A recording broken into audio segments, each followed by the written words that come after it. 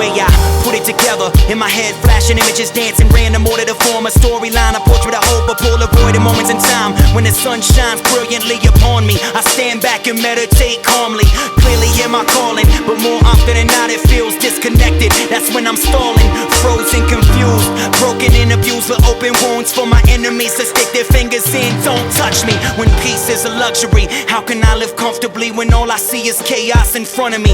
Go against the grain cause I wanna be free, but freedom is a deception when you're running all the time. Just stand and be still is a thrill, to trust in God's will when you're climbing uphill until you finally arrive, finally arrive, finally arrive, finally arrive.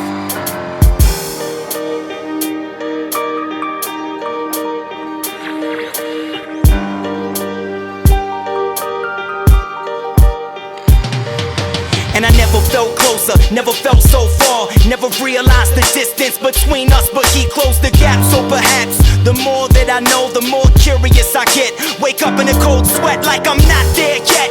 The valley is so treacherous, and how will I survive if he doesn't guide my steps? Cause I'm blind and deaf, it's so hard to accept. I wanna be the hero, but it's not my role, and it feels like such a long road. But what can I compare it to? Looking at my life with such a narrow view. He watches over sparrows to protect me from the arrows thrown at me, with fire on the edge of it. Remembering the messages, my memory is temporary when I'm tested. He throws clues in my direction, but I never catch it. With every failure there's another lesson. I can't make it back to God without Jesus. Honest confession.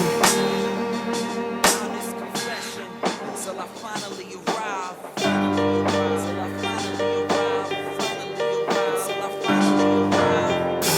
For all creation is waiting eagerly for that future day when God will reveal who his children really are.